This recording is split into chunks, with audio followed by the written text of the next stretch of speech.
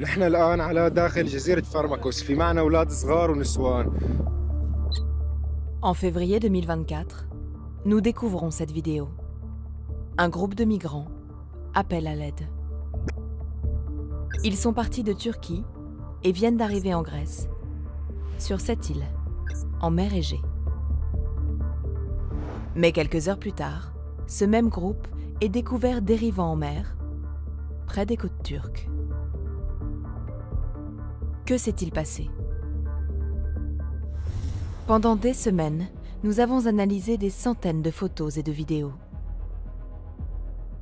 Elles révèlent que des migrants qui étaient bien arrivés sur le sol européen sont massivement refoulés puis abandonnés en mer par la Grèce, dans des radeaux de sauvetage, femmes et enfants compris. Cette pratique est interdite et dangereuse. Nous avons recueilli des témoignages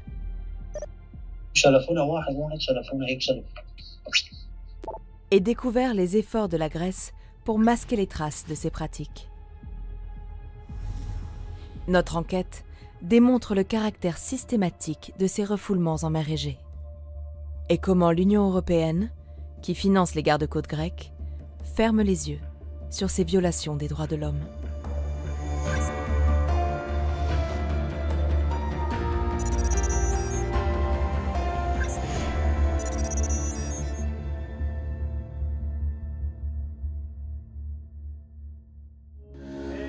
C'est une route empruntée par les migrants venus d'Afghanistan, de Syrie ou de Palestine. En 2023, ils étaient près de 40 000 à avoir quitté la Turquie et rejoint les îles grecques, l'une des principales portes d'entrée dans l'Union européenne. Sur le réseau social TikTok, nous découvrons cette vidéo publiée en mars 2024.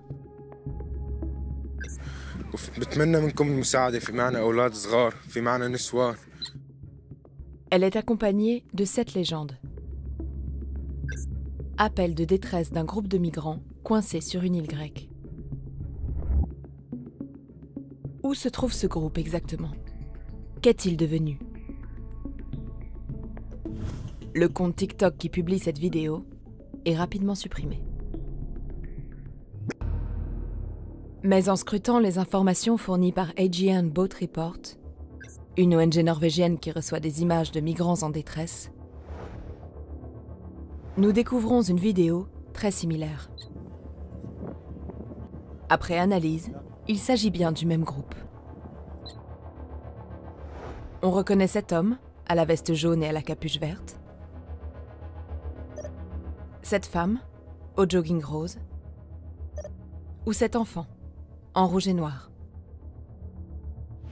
Cette fois, les migrants donnent leur position. نحن الآن على داخل جزيرة فارماكوس. Nous avons demandé plus d'informations sur cette vidéo à l'ONG Aegean Boat Report. Ça date du 23 février, à Pharmaconissi. Ils sont arrivés sur l'île à 8h30. Elle nous transfère également ce point GPS. Il avait été envoyé ce jour-là par les migrants via Google Maps. Il se trouve bien sur l'île grecque de Pharmaconissi, en mer Égée. Le groupe de migrants est donc sur le sol européen. Ils ont le droit de faire une demande d'asile. Mais ils n'en auront pas la possibilité.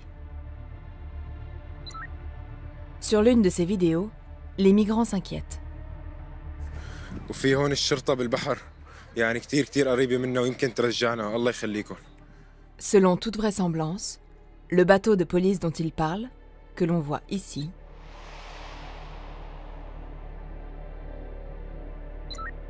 est un Lambro 57. C'est l'un des bateaux des gardes-côtes grecs utilisés en mer Égée. Il semblerait que le bateau grec vienne chercher le groupe de migrants. Mais quelques heures plus tard, ils seront récupérés dans les eaux turques, là d'où ils viennent, par les gardes-côtes de ce pays. L'intervention a été filmée. On peut y reconnaître les membres du groupe de Pharmaconissi.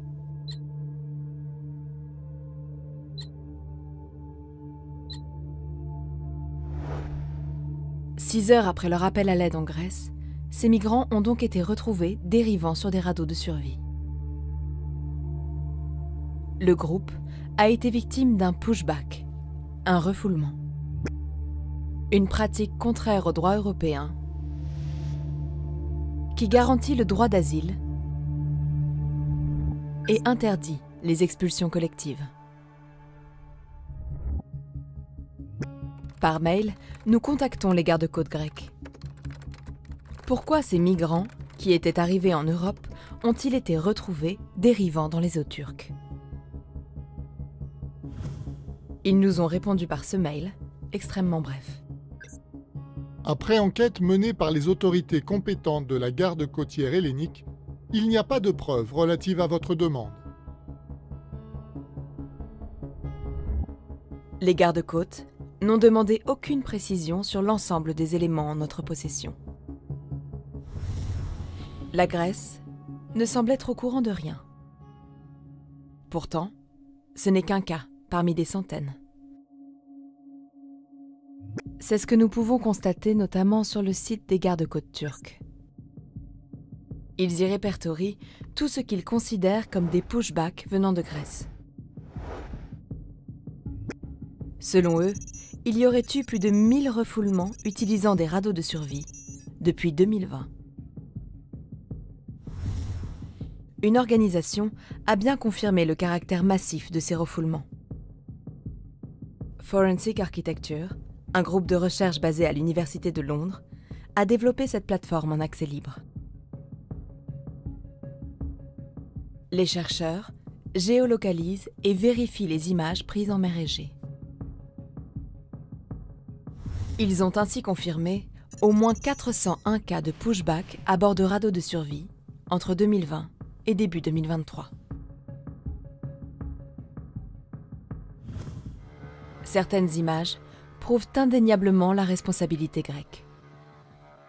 Ici, des radeaux sont tractés par un bateau des gardes-côtes grecs qui les ramène dans les eaux turques. Très souvent, de jeunes enfants se trouvent à bord de ces radeaux. Pour trouver des témoins, nous avons intégré des groupes de migrants sur les réseaux sociaux. Et nous avons trouvé ce commentaire, publié par un Syrien, Ahmed. Ils ont mis 26 personnes dans un radeau et nous ont laissés au milieu de la mer. En recoupant les informations qu'il nous a fournies, nous avons retrouvé ces images des gardes-côtes turcs. Il affirme qu'il s'agit bien du sauvetage de son radeau. Ahmed a bien voulu témoigner. Il raconte avoir été intercepté par les gardes-côtes grecs lors de sa traversée en septembre 2023.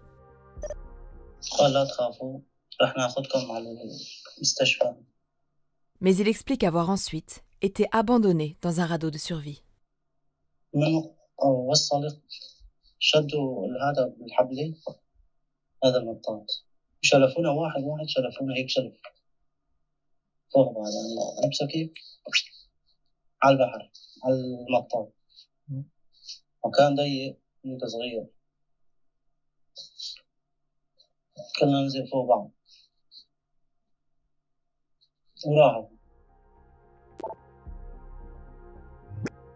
Un migrant ivoirien nous a livré un témoignage concordant. Et ils ont gonflé un bateau, un petit canot de leur bateau, ils nous ont mis dedans. Sans moteur, sans rien. Par rivière, la frontière de l'eau entre la Grèce et la Turquie, c'est là où on nous laisse. Ça m'a tellement traumatisé, donc je ne peux pas oublier ça. Ces pushbacks peuvent être dangereux. Certains radeaux sont surchargés, comme on le voit ici. Selon des rapports des gardes-côtes turcs, depuis 2020, au moins 14 personnes auraient perdu la vie noyées lors de refoulements à bord de radeaux de survie. En avril 2022, le rapporteur des Nations Unies pour les droits des migrants confirme l'aspect systématique des pushbacks. En Grèce, les refoulements aux frontières terrestres et maritimes sont devenus, de fait, une politique générale. Que répond le gouvernement grec à ces accusations? Nous avons posé la question au ministère des Affaires maritimes et de la politique insulaire, dont dépendent les gardes-côtes. Dans sa lettre de réponse, le ministère nie en bloc. Les actes illégaux présumés tels que ceux mentionnés dans votre demande ne font pas partie des pratiques opérationnelles de la garde côtière hellénique. Le gouvernement grec n'a aucune explication à la présence depuis 2020 de centaines de radeaux à la dérive en mer Égée. Nous avons même découvert que les autorités grecques font tout pour masquer les traces de cette pratique. Les gardes-côtes s'assurent que les migrants ne puissent pas filmer leur refoulement, comme en témoigne Ahmed.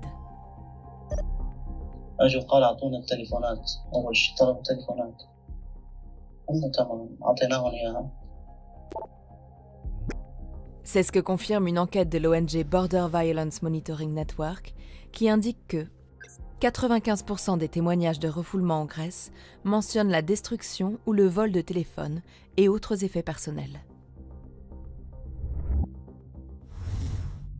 Les autorités grecques semblent aussi vouloir cacher l'origine des radeaux utilisés. Jusqu'en 2022, c'est une marque grecque, l'Alisas, qui apparaît sur les images. Leur slogan ? Sauver des vies. Est-elle au courant de cet usage détourné de ces radeaux? A-t-elle réagi auprès des autorités? Contactée, l'entreprise ne nous a pas répondu sur ces points, mais semble ennuyée d'être associée à ces refoulements. Nous tenons à exprimer notre mécontentement et notre incrédulité face à l'utilisation du nom de notre entreprise d'une manière qui peut potentiellement nuire à sa réputation, en particulier lorsque le nom de notre entreprise est utilisé d'une manière qui insinue que nous sommes impliqués dans des activités illégales. Cette préoccupation aurait-elle été prise en compte par les gardes-côtes grecs?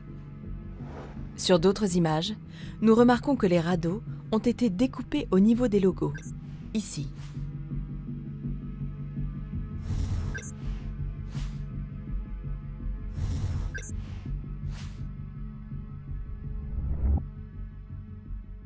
À partir de 2021, un nouveau modèle apparaît. Cette fois, c'est toute la tente orange qui est retirée sur chaque radeau.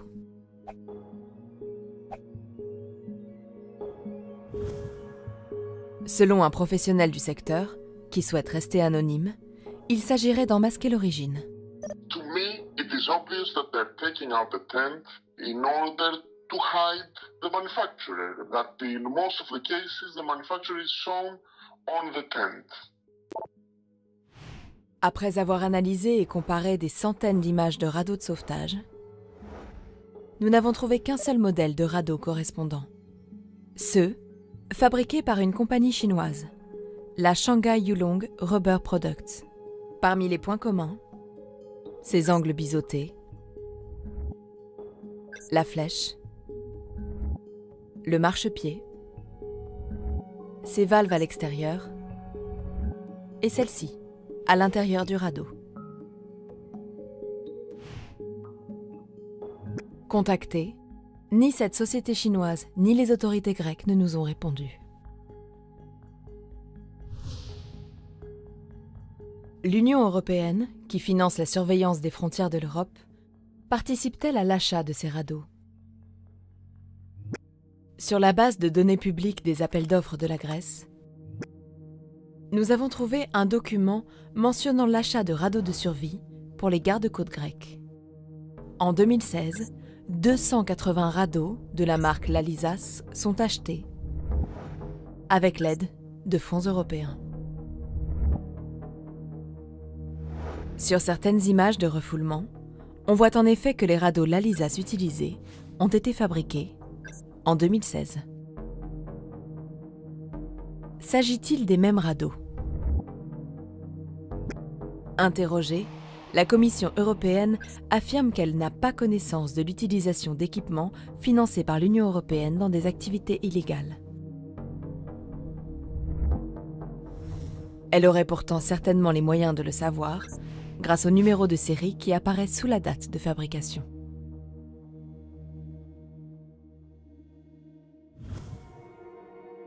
Nous avons aussi demandé à la Commission si elle finançait toujours des radeaux de survie. Elle nous a confirmé que l'Union finance des équipements pour la garde côtière hellénique qui peuvent être utilisés pour l'assistance aux personnes en détresse et pour le soutien des opérations de recherche et de sauvetage. Ces financements sont au cœur d'une enquête lancée en 2023. Le médiateur européen veut savoir si la Commission s'assure bien que les fonds alloués à la Grèce ne participent pas à des violations des droits de l'homme. La procédure est toujours en cours. En tout cas, la Commission européenne a été alertée dès 2020 des cas de pushback à bord de radeaux de survie et n'a jamais sanctionné la Grèce. Une institution européenne aurait même couvert ces pratiques. Frontex, l'agence qui assiste les États membres dans la gestion des frontières. En 2022, un rapport de l'OLAF, l'Office antifraude de l'Union, accuse la direction de Frontex d'avoir eu connaissance des refoulements en Grèce et même de les avoir couverts. Le rapport conduira à la démission du directeur de Frontex, le Français Fabrice Leggeri, devenu ensuite candidat aux élections européennes du Rassemblement national, le parti de Marine Le Pen. Nous l'avons interrogé sur ces graves mises en cause, en lui laissant ce message sur sa boîte vocale. Ces refoulements consistent souvent à laisser dériver dans des radeaux des familles entières, femmes et enfants compris. C'est une pratique illégale et dangereuse qui aurait déjà occasionné des morts. Que répondez-vous à ces accusations ? Relancé à plusieurs reprises, Fabrice Leggeri n'a jamais répondu. En avril 2024, 2 ONG ont déposé une plainte contre lui pour complicité de crimes contre l'humanité. Ce même mois, d'après les autorités turques, 414 personnes ont été retrouvées à la dérive en mer Égée sur ces radeaux, détournées de leur utilisation principale, le sauvetage en mer.